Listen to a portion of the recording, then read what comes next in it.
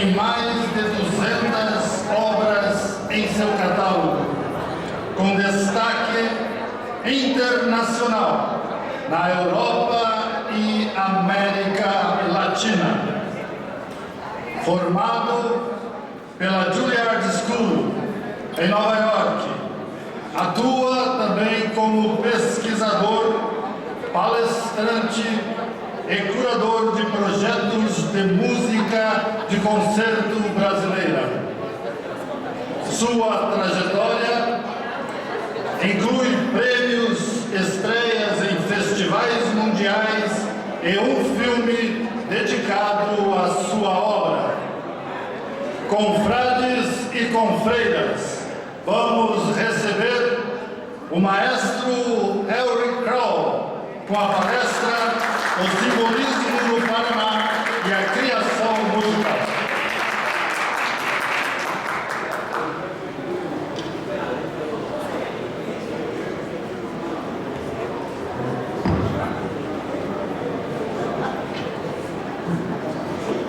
Bom dia a todos. Bom dia. É um prazer para mim estar aqui neste encontro das academias paranaenses de letras. Agradeço muito ao senhor Roberto Bonito pelo generoso convite. E, bem, eu, depois de ouvir as maravilhosas palestras, a primeira parte do nosso encontro de hoje, fiquei pensando um pouco no conteúdo que eu deveria apresentar. Na verdade, eu falaria de algo um pouco mais acadêmico, mas eu vou começar me apresentando um pouco, falando do meu trabalho, até chegar nesse tema que eu escolhi, que é o simbolismo, a poesia simbolista, na verdade, e no Paraná, e a criação musical a partir disso.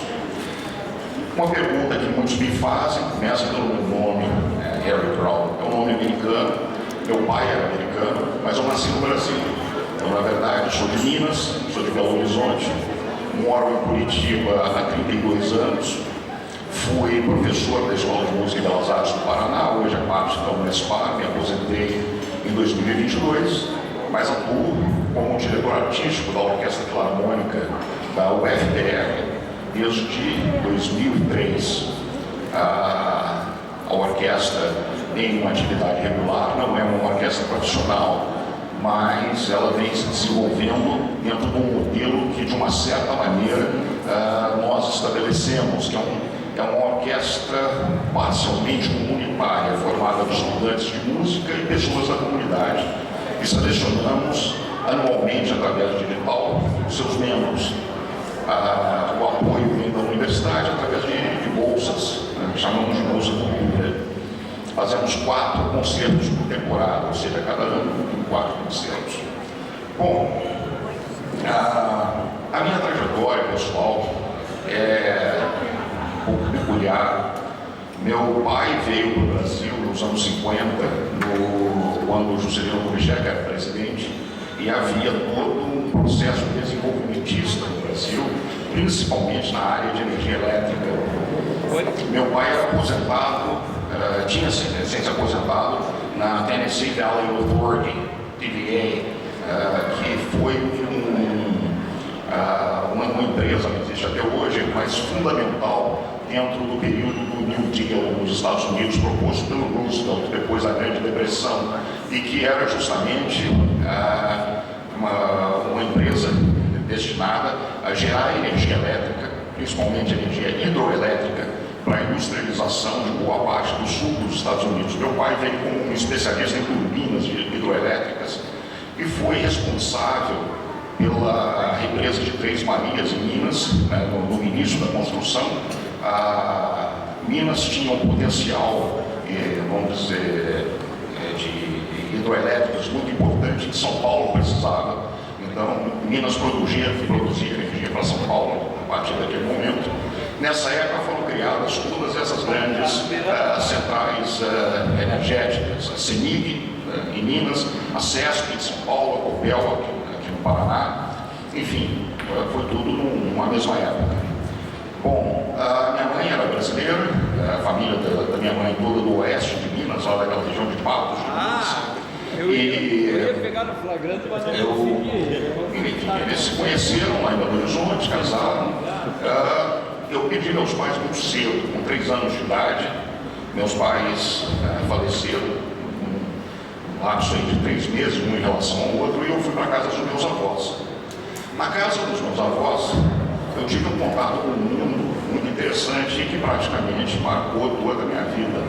Meu avô, que era jornalista, do principal jornal, ele era na época já revisor do estado de Minas, era o principal jornal de Belo Horizonte, era uma pessoa muito ligada à cultura.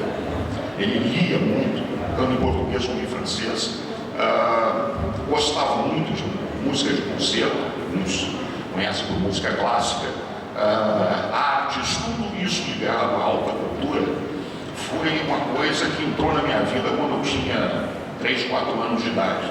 E passei a conviver com isso. Né? E era o que eu gostava, desde cedo, ouvindo muita música, lendo, fui alfabetizado praticamente com 5 anos. Na verdade, o ambiente na casa dos meus avós era tão intenso que eu tive problemas na escola. Quando cheguei para ser alfabetizado, eu já sabia tudo. Assim, eu tinha sempre que voltar atrás. Né?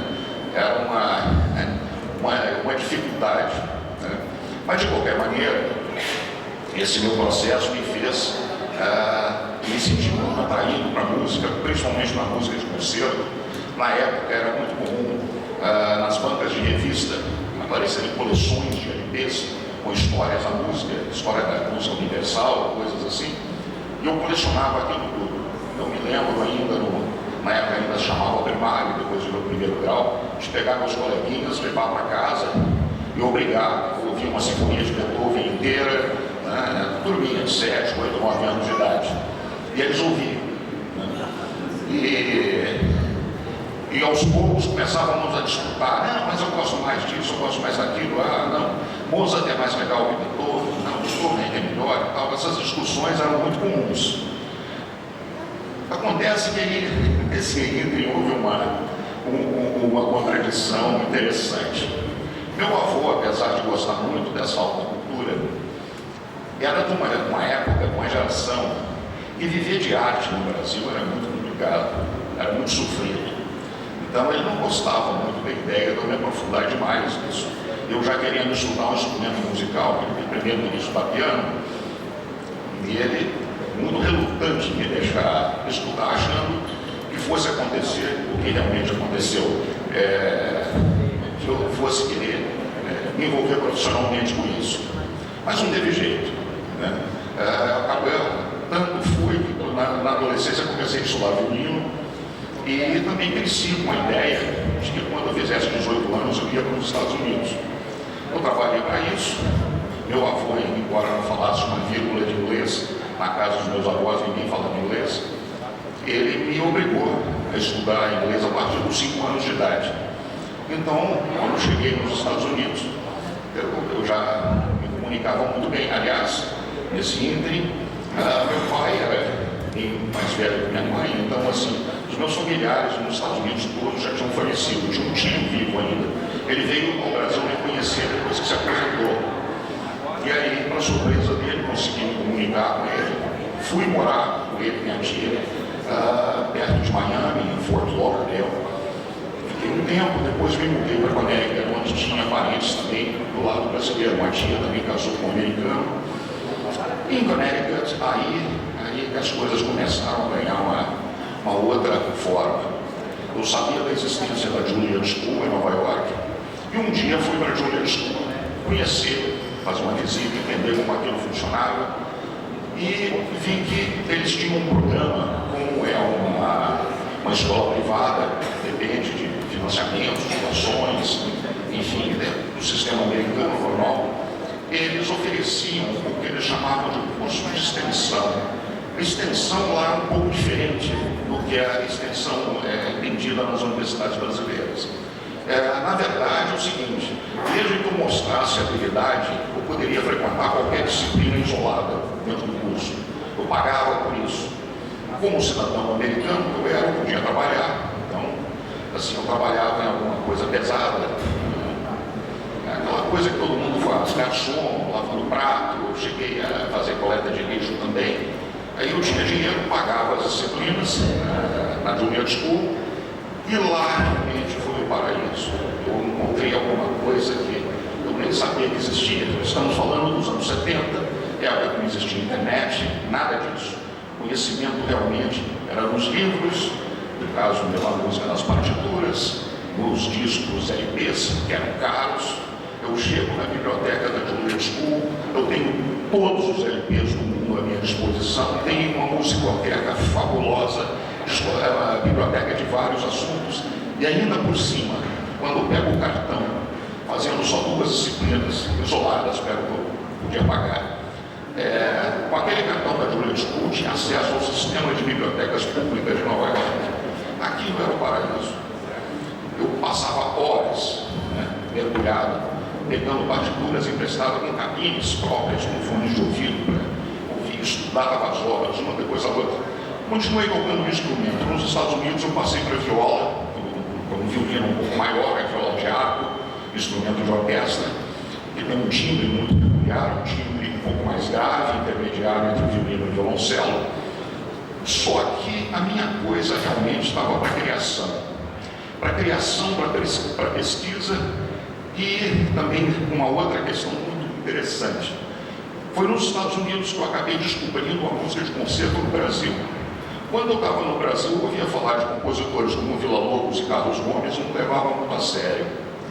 Nos Estados Unidos, quando comecei a aprofundar nos estudos e me dei conta da importância disso, assim, e de que a música deles representava algo muito profundo, aquilo foi uma luz. Então, eu me dediquei a procurar conhecer tudo possível de Villa-Lobos, depois outros compositores do século XX brasileiros, como Camargo Guarnieri, Lourenço Fernandes, Francisco Mignone, Aldo Santoro, Guerra Peixe, enfim. Me aprofundei nesse mundo, descobri mais compositores românticos também, como Nepomuceno, Miguez, Alexandre Levy, além das óperas de Carlos Gomes, fui me envolvendo também com essa parte da história. Voltei para o Brasil cheio de energia, queria descobrir mais esse mundo. Só que eu percebia que em Belo Horizonte, que era a minha cidade, isso era um mundo um pouco distante. Isso tudo acontecia muito no Rio de Janeiro, em São Paulo, e eu não tinha contatos, não tinha como chegar lá. Então eu comecei a correr atrás, vamos dizer, pelo meu jeito. Eu paralelamente já ia compondo, já tinha tido aulas de composição nos Estados Unidos, e aí me meti em várias aventuras. Fui professor de inglês muito tempo, acabei viajando de novo para o exterior, já no início dos anos 80, surgiu uma oportunidade totalmente inusitada. Uma empresa de engenharia de Belo Horizonte, a Mendes Júnior, estava construindo uma ferrovia no Iraque. E o Iraque já estava em guerra com o Irã. E eu fui para lá. Eu fiz prova como intérprete de inglês e fui eu parar no Iraque. Mas levei comigo viola, estudei árabe durante 6 meses e falei, não, eu quero conhecer uma coisa fora desse foco da cultura europeia. Eu quero ver.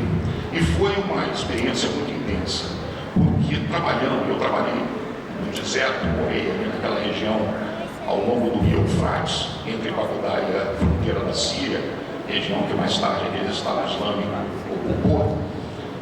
Eu subia e descia com os engenheiros da rodovia, naquele trecho, com frequência, e havia grupos de trabalhadores de várias nacionalidades, e entre eles tinha muitos músicos, especialmente dos trabalhadores turcos.